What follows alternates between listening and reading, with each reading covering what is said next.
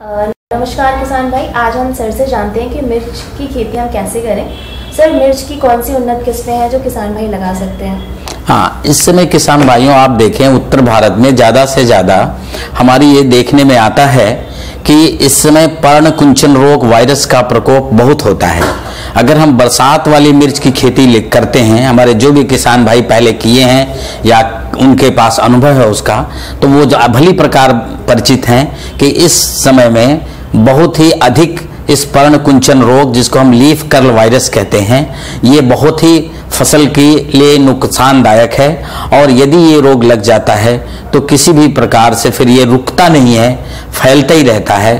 तो आपका फसल बिल्कुल ही मारी जाती है, आपका उत्पादन बिल्कुल घट जाता है।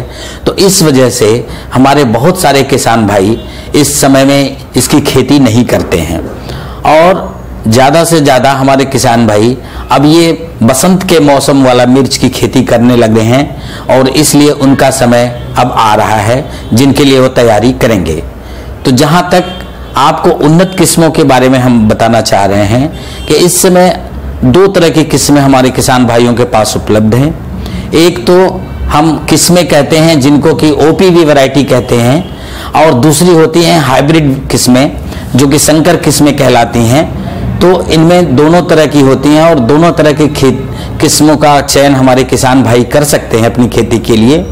तो जो ओपी वैरायटीज हैं या जिनको हम सिर्फ प्रजातियां या किस्में कहते हैं, तो उनमें पूसा ज्वाला, पूसा सदाबहार, पंजाब लाल, काशी अनमोल, ये बहुत ही अच्छी किस्म है जिनकी खेती हमारे किसान भाई कर सकते हैं।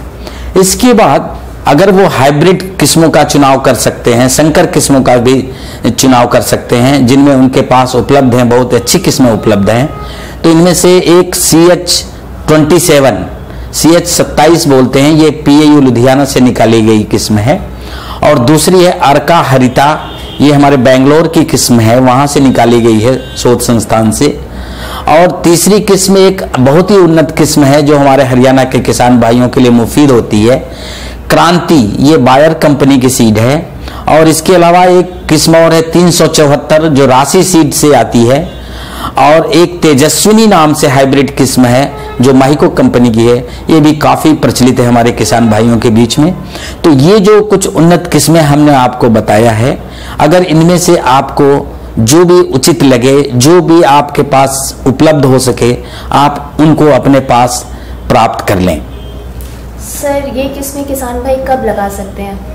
हाँ, देखिए लगाने का समय, जैसा कि अब तो ये जाड़े का समय है, लेकिन जो हमारे किसान भाई सेफ खेती करते हैं जिसको हम बोलते हैं, तो इसलिए कि अब अगर वो उनके पास छोटा सा भी पाली हाउस है, क्योंकि पाली हाउस जरूरी होगा उसमें नर्सरी उगाने के लिए, क्योंकि अभी जाड़े का मौसम है। अगर वो नर्सरी बाहर के खेत में, खुले खेत में लगाते हैं तो तापमान इतना कम है, और अभी धीरे धीरे और भी कम हो जाएगा दिसंबर जनवरी में, कि बाहर उनकी नर्सरी नहीं चल पाएगी।